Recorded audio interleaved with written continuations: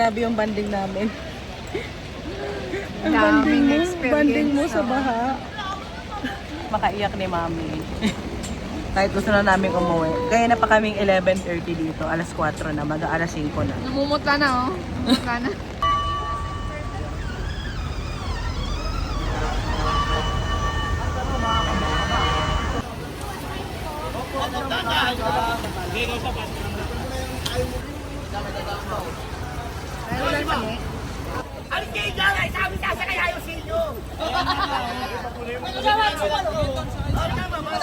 Kaya sila lahat.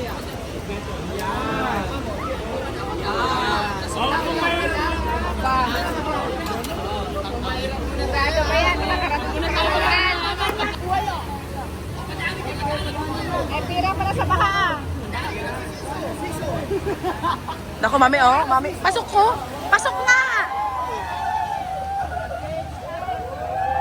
Pasok yung ano, pasok yung radiator.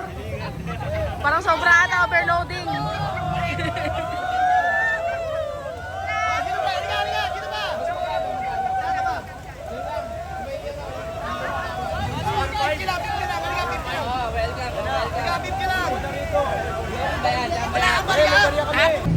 Hindi kami makaalis. May mga batang lumalangoy eh. Short feet. Short 2 feet. Doon banda, pero parang mas malalim sa may kan.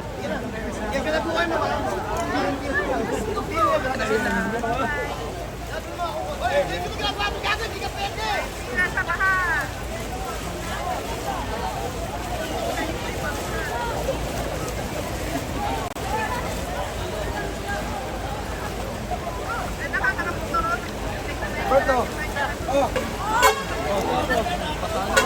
May dadaan pa kayo.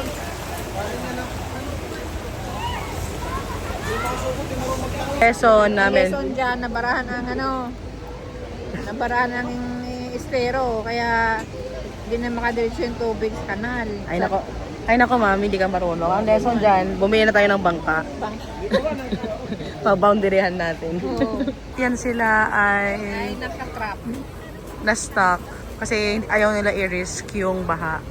Kasi ang dami nang tumirek dito kanina pa. At kanina nandyan din kami, pero buti na lang na itabi ko yung sasakyan. Ayan o, sobrang daming taong, Kakasayahan sa yung iba masaya, nagliligo, yung iba kawawa. Kasi kapera sa mga. And, Kaya dito, marami kang makikita. May naglalangis sa tubig, may nadadapa, may nagkumitirik.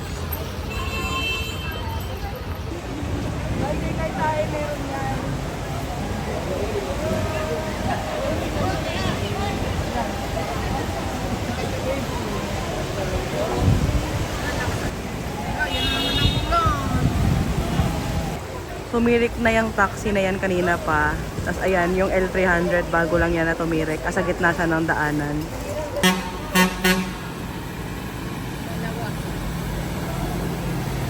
Yan ulit. Woo! Natrap na kami. Hindi na kayo makauwi. Ayan, kanina pa yan siya. Finally, nag-go na rin si Everest. Mga 1 hour na yan siya na ayaw. At ayan, may mga pick up nga. Yan yung mga malakas sa loob. Mga pick up. Nag-aralan ko rin niya kung paano. Ayan. Kawawa talaga yung taxi na to kanina pa. Lubog na talaga. Rios nag-a-attempt din na sumuong. Pero kung ako sa kanya, wag na lang. Wag na lang. Siguro hindi lang SUV ang kailangan dito sa Pilipinas, sa Maynila. Kailangan siguro yung sasakyan na nagiging bangka. Pasok na yung radiator nito. Oh. Dios. Mukhang tumatabi lang muna para may makadaan sa likod. Kasi nga, delikado talaga kapag itatry niyang mag-attempt. At bukod doon, kanina kasi kami na-stuck din kami, mga 2 hours kami na-stuck. Yung gasolina namin ay cannot be na. Ang yabang naman ng NWOW na yan. Oh, yung Ayan, magtulak ka ngayon. Mami. Kaso ayan, ayaw na umandar ng kanyang NWOW. Tulak mode. Tulak mode muna si Kuya. Ayan, may mga tricycle din. Yun yung Bios tumabi, pero at least nakadaan na yung Hilux. Ayan. Ayan. And wow, kanina, natulak na lang niya talaga para makataan siya. Din yung Ranger. Nahihirapan na siyang umabante. Ulit. At ayan, may nag-a-attempt pa rin. But itong Fortuner. So, mahirap lang kasi may times na kailangan talagang huminto dahil may mga tao ang natawid. At ayan. Ayan. Panalo yung mga nakaano dito, mga off-roaders. Mag-U-turn siya pabalik. Panalo talaga yung mga mag-off-road. Ay, saan siya pupunta? Ah, okay. Try niya lang siguro. Atras siya ulit. Babalik siya. Dito. Paparking siya dito. Hindi. Parang feeling ko na siya dadaan dapat eh. Kakanan dapat siya din niya nakuha eh. Patrol. Kanan. Kakanan siya lagyan. Papasok dito, pabalik. Ayan, natin o. Kakanan siya. Kukunin niya tong kanan. At ayan. Oh my God. Oh my God. Oh my God. Umakit na siya ng gutter.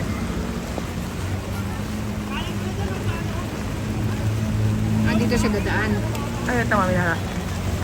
Ewan ko, may susunduin ba siya? Pinarking niya dyan sa gutter. Paldo na talaga si kuya. Napakarami niya ng customer. Nakailang balik na yan siya. Ang balita ko is parang 100 ata. Per 100 or 50 pesos? 50 pesos per head daw. Ayan. Yan ang rate ni kuyang mambabangka.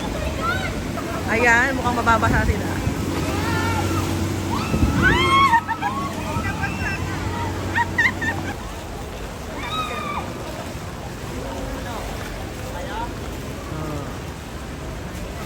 Ayos si kuya talaga. Sinundo nga nila yung isa. Kaya nag-parking dyan. Ayan. Na humahakot din ng tao. At ayan. Sasakay sa may ano. Nag-a-assist naman sila sa pag-disembark. Binubuhat ni kuya actually. Wow. Ang bilis si ate. Ayan, magre-rescue na naman sila ulit. Ibang destinationals na. Ang dalawa.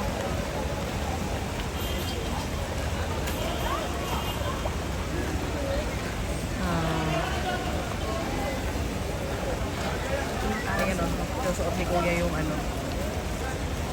Dalawang hari po na nagpo-cross. Dalawang hari ng daanan, mga jeep. Manila's finest. Hopefully walang tumirek. Ala, napakit na yung boat. Ayan. Ayan. Ay my God. Hindi mami, nagpapaano siya sa ano. Hindi pa rin bumababa yung level ng baha. Kausap kami na taga dito din daw, na malapit. First time daw ulit na mangyari na ganito kataas yung baha dito sa Espanya. Nakaraan hindi naman ganito. Oo, hindi naman daw ganito nung nakaraan. Ang sabi niya sa amin, iwan na lang daw namin yung sasakyan namin doon sa Starbucks. Tapos maghanap daw kami ng matutulugan. Ang problema, Hindi rin tayo makapunta ng ospital. oo, kasi hindi rin kayo makapunta ng Parking ospital. Baha din, masyadong baha. Kasi itong Espanya is Espanya Boulevard. Tapat mismo ng UST Hospital. Kaya hindi rin kami makapasok doon. Nililibang lang namin yung mga sarili namin. Nanonood na lang kami. Kahit stress na talaga kami deep inside. Kasi Lalo, no? asa ICU ngayon dad ko. Gusto namin siyang i-visit kasi yung visiting hours nag-lapse na. Okay, oh. Bilis lang ng Buendia. Grabe, umuusok na. Ay, Diyos ko, Lord. Oh, may Innova. Ayan, oh, lubog na talaga. Pasok na yung ano niya. Wala na sa kanya siguro. Bahala na dyan. Oo, yung mga batang to. Iwan ko na lang.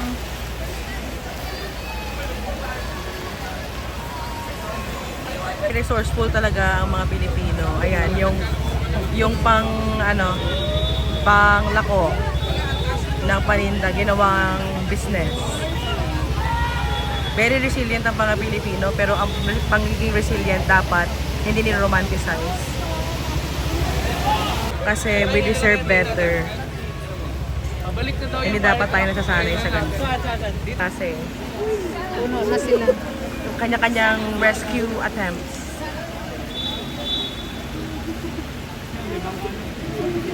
And as of 4:53, medyo humupa na based doon sa measurement sa poste. Pero very onti lang, siguro 2 inches. Ganon.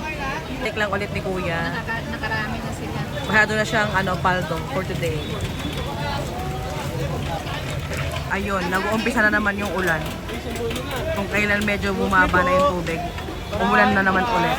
Ka-problem sila kasi itong ang BIOS, kanina pa talaga, ayaw talaga niyang tumabi or umalis. Yung mga sasakyan sa likod niya, ayun, na gusto nang mag-go, hindi maka-go. Kasama kami dito. Kasama kami doon. Nagtatry siya ulit na tumabi. Hindi pa rin. So, ayun, okay na.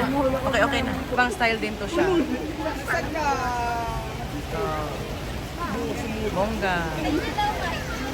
Napaka-resourceful. Umirig din tong iba eh. Kaya ayan, tulak session sila. Ayan, si Mamang Jeep. Yung isang BIOS, nag-a-attempt din. Ito sa likod.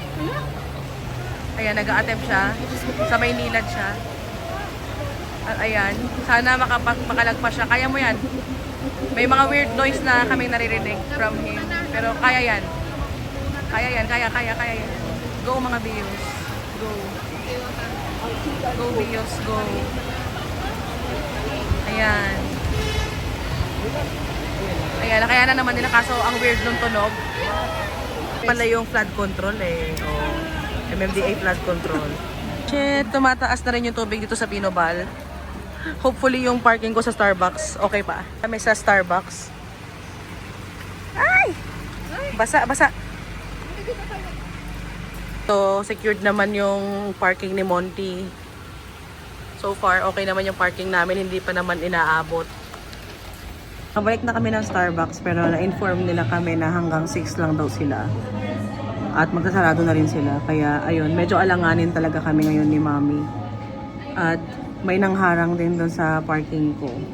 And so far, dito sa may Pinobal, hindi talaga umaabante yung mga sasakyan. Kasi nga, almost lahat naman ng sasakyan sa Pilipinas ay ayun nga, sedan, yung BIOS. Hindi talaga kayang isuungin yun. Sobrang risky. Kasi gagastos ka ng malaki. Kaya naintindihan ko rin sila. Ang problem lang talaga namin is hanggang kailan kami dito. Birthday pa ng nanay ko bukas at birthday ngayon ng ate ko si Jojo. So ayun, medyo dumbfounded kami ni Mami kung anong dapat namin gawin. Nagkakape muna kami 20 minutes before closing time ng Starbucks. Buti na lang at na-inform kami na pag-aari naman ng Starbucks yung tapat na parking. Kaya okay lang daw yung parking ko dyan. Hindi naman daw problem for them. So mag-impromptu camping kami ni Mami. Yung sasakyan naman is marami naman akong dalang bottled water, mga snacks. Kasi wala akong bota. Kung gusto namin lumusong, wala kaming bota. Yun lang talaga yung problem. Hopefully, tumigil na yung pag-ulan at ayun, makauwi na kami. Ito pa rin yung camera. Balik muna kami ulit doon. Manonood kami kung ano na ang sitwasyon. Kung kaya na bang suungin. Magsi-6 na nga. Isang oras after namin umalis dito. Almost the same pa rin siya. Bumaba ng onte, pero ayan, almost the same. Ayan, yung level niya. At I don't know why, pero may mga baliktad na mga sasakyan. Kaya mas lalong complicated. At andito pa rin yung Vios na orange. Yung magkatatabi, magkatatalikuran. Andito pa rin sila. Na magkaroon na ng enforcer na waterproof para maayos na tong lahat ng to at makauwi na yung mga persons. Hanggat hindi nag-clear tong Espanya Corner Pinobal na daanan, Kahit bumaba pa to, hindi pa rin kami makakauwi. Hindi ko alam anong tawag sa ginagawa namin ni Mami. Kung may bird watching, ito ba ay flood watching? Basta yon, flood attempt to cross watching. Basta yun na yun. Yung uncle dyan sa tapat, flooded na rin ang loob. Tuwing may dadaan na bus, Kaya.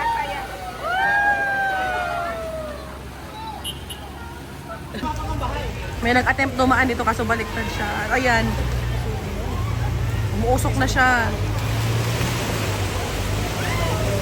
Hindi na kuya, doon daw sa may papuntang Isitan, hindi na daw ganun kabaha.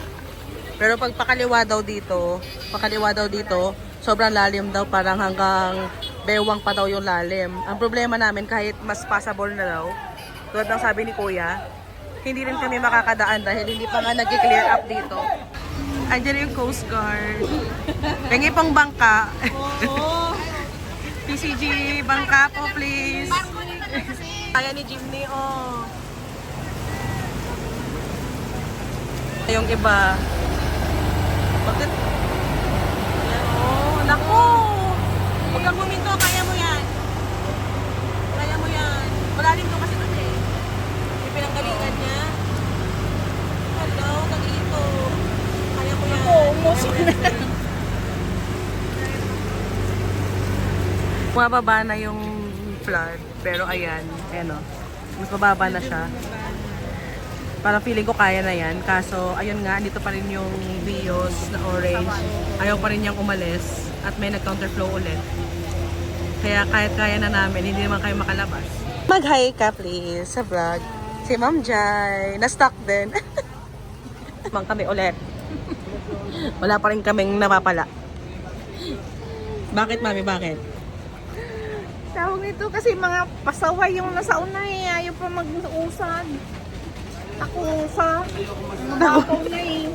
Pagdi-dinner muna kami. Bangus belly. Ha? Bangus belly. Bangus Belly. Ayan yung kanilang menu. Post nyo na lang.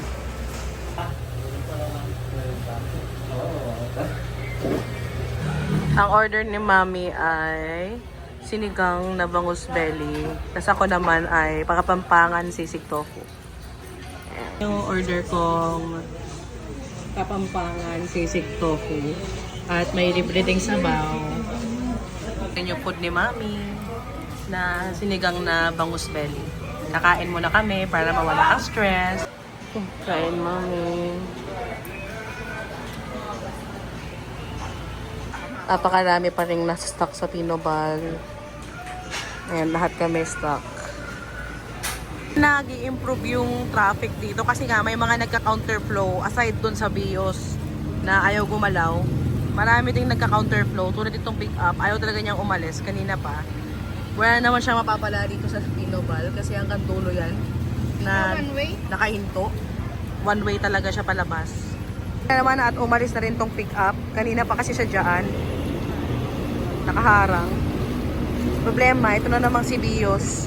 Kaya na pa kaming alas 12, Chos. Hindi pa rin siya umaalis. Kitang-kita na namin yung one.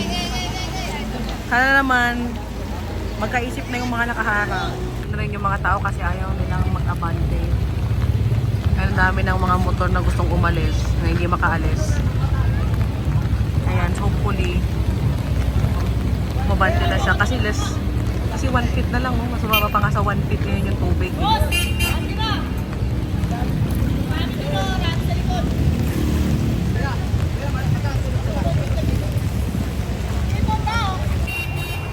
Mainit na yung ulo ng mga tao dahil gusto na nilang umuwi. Lahat kami gusto nang umuwi. Hindi makauwi dahil ayaw nilang lumusong. Ayan o, napakaraming tao. Sobrang baba na nga ng tubig ngayon. Tinawag ko na sa 136 yung situation. Ewan ko lang kung talaga magpapapunta sila. Hopefully magpapunta na sila kasi kanina pa kami dito alas 12. Alas 11, alas 12. Basta kami ni Mami, never namin malilimutan ang Pinobal Street at Espanya Boulevard.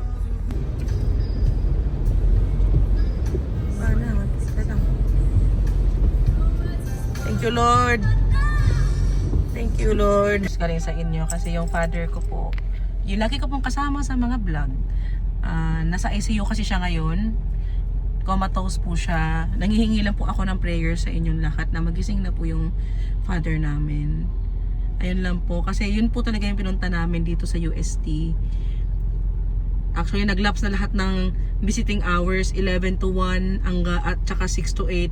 Hindi po namin siya napuntahan dahil na-stuck nga po kami dito sa Pinobal.